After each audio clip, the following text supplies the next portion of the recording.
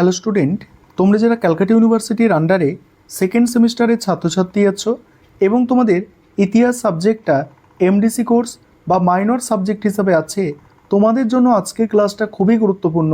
আজকের ক্লাসে তোমাদের 100% কমনযোগ্য সাজেশান নিয়ে আলোচনা করব এবং তোমরা যারা ইংলিশ ভার্সানের স্টুডেন্ট আছো তোমরাও আজকের ক্লাসটা দেখো, কারণ সাজেশানটা তোমরা ইংলিশেও পেয়ে যাবে।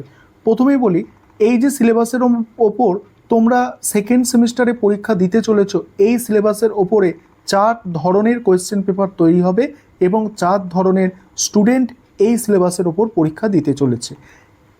প্রথম হচ্ছে অনার্সের স্টুডেন্টরা পরীক্ষা দেবে, তারপরে যাদের এমডিসি কোর্সের আছে তারা পরীক্ষা দেবে, এবং যাদের এমডিসি কোর্সে মাইনর আছে তারা পরীক্ষা দেবে, এবং যাদের অনার্স সাবজেক্ট মাইনর আছে তারা পরীক্ষা দেবে। অর্থাৎ এই একটি সিলেবাসের ওপরে 4টে কোয়েশ্চেন পেপার কিন্তু তৈরি হবে। তাই এখানে প্রশ্নের সংখ্যা কিন্তু খুব বেশি রাখা হয়নি, তবে মিনিমাম একটি প্রশ্ন দেওয়া হয়েছে এবং তার মধ্যে থেকে মোস্ট ইম্পর্টেন্ট প্রশ্নগুলো স্টার দিয়ে চিহ্নিত করা হয়েছে। আমি চাইলে এখান থেকে তোমাদের 8টা প্রশ্ন বা 10টা প্রশ্নই সাজেশানে দিতে পারতাম, তবে তা নয়, আমি 15টা প্রশ্ন রেখেছি বা 16টা প্রশ্ন রেখেছি। তার মধ্যে আমি তোমাদের 8টা প্রশ্ন বাছাই করে দেব যেগুলো মোস্ট ইম্পর্টেন্ট হতে চলেছে তোমাদের জন্য। দেখে নাও এবার সাজেশানটা। 10 বা 20 নম্বরের জন্য যে প্রশ্নগুলো তোমাদের তৈরি করতে হবে, প্রথমে দেখো 1 দাগের প্রশ্ন, দেখো মানুষের বিকাশ ও বিবর্তনের সংক্ষিপ্ত ইতিহাস লেখো। আর যে প্রশ্নগুলো স্টার দিয়ে চিহ্নিত করা আছে এগুলো তোমাদের হচ্ছে একদম ভিআইপি লেভেলের প্রশ্ন, অর্থাৎ মোস্ট ইম্পর্টেন্ট প্রশ্ন। দ্বিতীয় প্রশ্ন, নব্যপ্রস্তর যুগের বৈশিষ্ট্যগুলি কী ছিল। 3 নম্বর প্রশ্ন, পশ্চিম এশিয়ায় আদি লৌহযুগের প্রভাব আলোচনা করো। 4 নম্বর প্রশ্ন, প্রাচীন গ্রিসে ট্র্যাজিক নাটকের বিকাশের ধারাগুলি আলোচনা করো। 5 নম্বর প্রশ্ন, সাং আমলে চীনের রাজনৈতিক ইতিহাস বিশ্লেষণ করো। 6 নম্বর হচ্ছে দেখো, নাগরিকদের প্রসঙ্গ বিশেষভাবে উল্লেখ করে স্পার্টার সমাজ ব্যবস্থা সম্পর্কে একটি নিবন্ধ লেখো। নেক্সট, প্রাচীন গ্রিসের একজন নাট্যকার হিসাবে অ্যারিস্টোফানিসের মূল্যায়ন করো। নেক্সট, প্রাচীন রোমে দাস ব্যবস্থার ওপর একটি সংক্ষিপ্ত প্রবন্ধ লেখো। তারপরে আছে মানব সভ্যতায় লৌহ প্রযুক্তির আবিষ্কার সংক্রান্ত ঐতিহাসিক বিতর্ক আলোচনা করো। নেক্সট, স্পার্টার সংবিধানের প্রধান বৈশিষ্ট্য আলোচনা করো। নেক্সট, প্রাচীন গ্রিসে পলিসের বৈশিষ্ট্য আলোচনা করো। নেক্সট, প্রাচীন গ্রিসের সমাজ ও অর্থনীতিতে দাসপ্রথা কীভাবে একটি স্বাভাবিক বৈশিষ্ট্যে পরিণত হয়েছিল।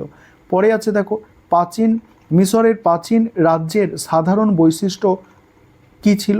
প্রাচীন রোমের ব্যবসা বাণিজ্য আর প্রাচীন প্রস্তর যুগের বৈশিষ্ট্য, আর একটি প্রশ্ন এখানে আছে মধ্যপ্রস্তর যুগের বৈশিষ্ট্য।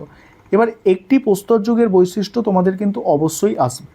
আরেকটি বিষয় বলি যে এখান থেকে দেখো মোস্ট ইম্পর্টেন্ট প্রশ্ন যদি বলতে হয় তোমাদের 8টা, তাহলে 1 দাগের প্রশ্ন 1টা, 2টো, 3টে, 4টে, এখানে 5টা প্রশ্ন হলো, এবং প্রথম ছটা হচ্ছে তোমাদের জন্য মোস্ট ইম্পর্টেন্ট। তারপরে এই প্রাচীন রোমের দাস ব্যবস্থা, তাহলে 7টা প্রশ্ন হয়ে গেল, এবং তারপরে হচ্ছে প্রাচীন রোমের ব্যবসা বাণিজ্য। এই 8টা প্রশ্ন এখান থেকে তোমাদের আমি মোস্ট ইম্পর্টেন্ট বাছাই করে দিলাম। এবার 5 নম্বরের প্রশ্নের সাজেশান তোমরা দেখে নাও। 5 নম্বরের প্রশ্নের সাজেশান আলোচনা করব, তবে তার আগে একটা বিষয় তোমাদের বলার আছে। তোমাদের জন্য অনলাইন কোচিং ক্লাস চলছে। তোমরা যারা পেড ব্যাচে অ্যাডমিশন নিতে ইচ্ছুক বা তোমরা স্টাডি মেটেরিয়াল পারচেস করতে চাইছো, সেক্ষেত্রে নিচে একটা নম্বর দেখতে পাচ্ছ, এই নম্বরে যোগাযোগ করে তোমরা স্টাডি মেটেরিয়াল পারচেস করে নিতে পারো। তোমরা জানো তোমাদের পরীক্ষার শিডিউল কিন্তু পাবলিশ করেছে ক্যালকাটা ইউনিভার্সিটি। এবার দেখো 5 নম্বরের প্রশ্ন তোমাদের 3টে অ্যান্সার করতে হয়। 5 নম্বরের প্রশ্ন যেগুলো মোস্ট ইম্পর্টেন্ট প্রশ্ন, তার পাশে বড় করে স্টার দিয়ে চিহ্নিত করা আছে যাতে তোমাদের বুঝতে কোনো সমস্যা না হয়। দেখো প্রথম প্রশ্ন, পুরাপ্রস্তর যুগের ওপর সংক্ষিপ্ত টিকা লেখো। দ্বিতীয় প্রশ্ন, প্রাচীন চীনের সাং আমলে রাষ্ট্র ব্যবস্থা আলোচনা করো। 3 নম্বর প্রশ্ন, পশুপালক যাযাবর বৃত্তি বলতে কী বোঝো। 4 নম্বর প্রশ্ন, প্রাচীন গ্রিক ঐতিহাসিক থুকিডিডিসের সংক্ষিপ্ত মূল্যায়ন করো। 5 নম্বর প্রশ্ন, গ্রিক দার্শনিক সক্রেটিসের কৃতিত্ব মূল্যায়ন করো। 6 নম্বর প্রশ্ন, প্রাচীন স্পার্টায় হেলটদের ভূমিকা আলোচনা করো।